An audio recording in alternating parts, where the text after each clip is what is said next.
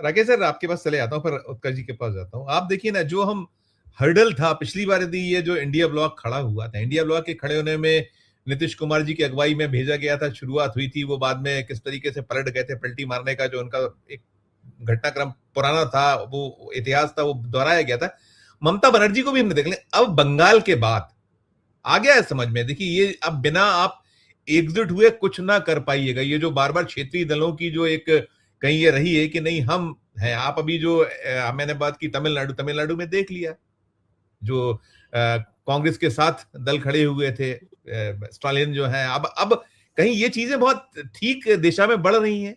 और साथ में जो राहुल गांधी को कोशिश जो हो रही है बीजेपी की ओर से, तो वो घबराहट, चिड़चिड़ाहट, बौखला, जितना जितना वो कोशिश कर रहे हैं, उतना उतना कहीं उलट हो रहा है। ऐसा कहीं देख सकते हैं, मान सकते हैं, यही चल रहा है राकेश? धन्यवाद संजीव जी। देखिए, अभी सुनील जी ने बहुत सलीके से राहुल गांधी को लेकर के जो मेहनत सरकार की ओर से हो रही है कि उन्हें अगंभीर नेता के रूप में प्रस्तुत किया जाए, पिछले 12 साल से हो रही है। पप्पू तो खत्म हो गया ना, उन्हें मालूम है कि पप्पू तो चला नहीं है हमारा, अब नए सिरे से कुछ वो उनकी समस्या यही है कि जो भारतीय जनता पार्टी का नेतृत्व है वो जितना गंभीर है, उसके मुकाबले राहुल गांधी दूसरी तरह से बहुत ज्यादा गंभीर दिखाई देने लगे हैं पिछले 12 साल। जो पप्पू वाली छवि थी वो उन्होंने कभी की तोड़ दी। और हाल के जो फैसलों के बारे में अभी सुनील जी ने जिक्र किया, उन फैसलों से ये बात भी साबित हो गई कि राहुल गांधी कांग्रेस को जिस ट्रैक पे ले जाना चाहते हैं वो ले जा रहे। उनका हाईकमान वैसा हाईकमान नहीं है जैसा सरकारी पार्टी का हाईकमान है कि उनको अपना एक राष्ट्रीय अध्यक्ष चुनने में 2.5 साल लग गए थे। लगातार एक्सटेंशन पर एक्सटेंशन, एक्सटेंशन पर एक्सटेंशन, एक आदमी उन्हें नहीं मिल पाया। तो उसके बरक्स आप देखें, राहुल गांधी के की जो मेहनत है वो निश्चित तौर पर ये भारतीय जनता पार्टी की सरकार या प्रधानमंत्री मोदी जी या हमारे शाह साहब, आज ये आपकी जो है ना, कौन सा तिलचट्टा पार्टी जो जिसको आप सीजेपी कह रहे हैं, इससे उतने ज्यादा आतंकित नहीं है। उन्हें मालूम है कि ये एक तात्कालिक उपज है। असली राजनीति और असली चुनौती तो कांग्रेस से ही है। उन्हें देखिए, ममता बनर्जी से खतरा नहीं था। ममता बनर्जी को उन्होंने मशीन से और मशीन गनों से सत्ता से बाहर कर दिया, और इस समय जो उनका रामराज है बंगाल में, वो सीधे कपाल क्रिया पे आ गया। जो निर्वाचित सांसद है उनकी खोपड़ियां फोड़ी जा रही हैं, और लोकसभा का अध्यक्ष चुपचाप बैठा देख रहा है। भारतीय जनता पार्टी की ओर से राजनीतिक तौर पे भी एक निंदा की बयान मैंने तो कहीं नहीं सुना। उल्टे ये आ रहा है, ये तो जनता का गुस्सा है।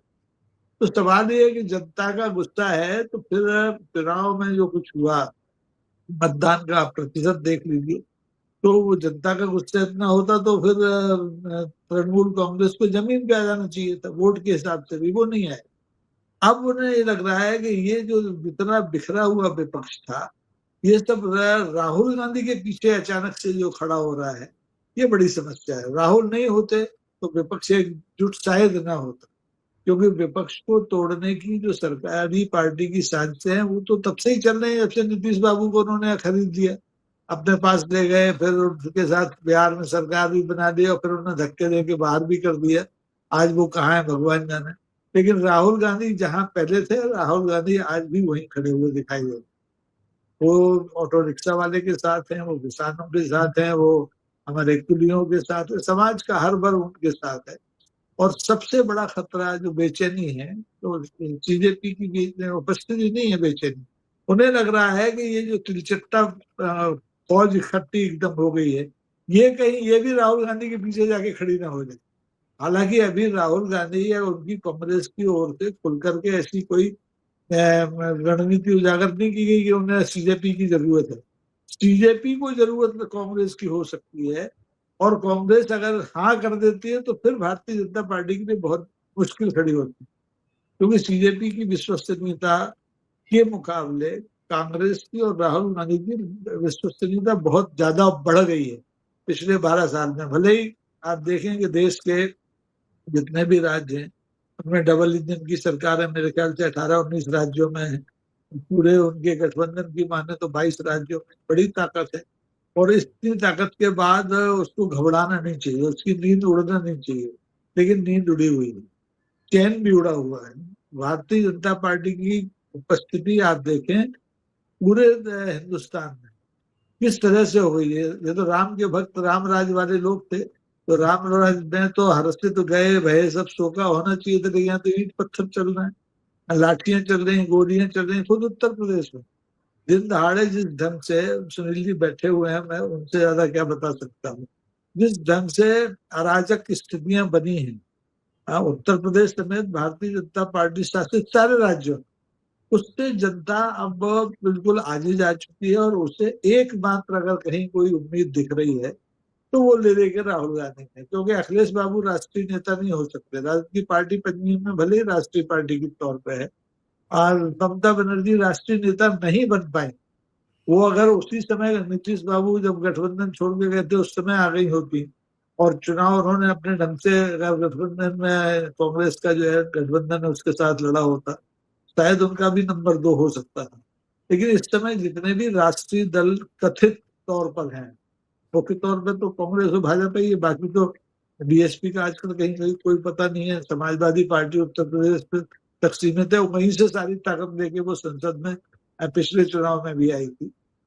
तो इस लिहाज से कांग्रेस और सिर्फ कांग्रेस, और कांग्रेस में भी सिर्फ राहुल गांधी, ऐसा प्रियंका गांधी का भी जो स्वीकृति है वो बहुत ज्यादा नहीं बढ़ेगी। आप देखें उत्तर प्रदेश में जब उनको प्रभारी बनाया गया था तो नतीजे अपेक्षित नहीं आए। असम में अभी वो प्रभारी थी, कांग्रेस को सत्ता में नहीं ला पाए। लेकिन राहुल गांधी जहां भी रहे हैं, सत्ता में आए हो ना आए हो, उनकी स्वीकार्यता में लगातार इजाफा हुआ है। और ये भारतीय लोकतंत्र में अकेला एकमात्र ऐसा संकेत है जिससे लगता है कि नाव पूरी तरह से डुबो नहीं पाएंगे भारतीय जनता पार्टी के लोग। जिस राम राज की वो स्थापना करना चाहते हैं, हिंदुत्व वाला राम राज जिसमें मुसलमानों के लिए कोई जगह नहीं हो, तो वो अब उम्मीद खत्म हो गई। क्योंकि 14 साल के ऊपर की गाय माता तो उनकी थी, वो काटने की परमिशन उन्होंने दे दी बंगाल में। तो हिंदू जो बंगाली नहीं है, जो आपकी गोबर पट्टी वाला हिंदू है, उसका भी दिमाग घूम गया कि भाई ये कैसा हिंदुत्व की बात कर रहे हैं। इधर उसको गाय माता कह रहे हैं, उधर कह रहे हैं 14 साल की हो गई काट दो। तो जब ये अपनी माता को नहीं छोड़ रहे 14 साल बाद, तो 12 साल तो हो ही गए, 14 साल बाद भारत की जनता जनार्दन को क्या छोड़ेंगे, उसको भी काटने की परमिशन दे सकते हैं।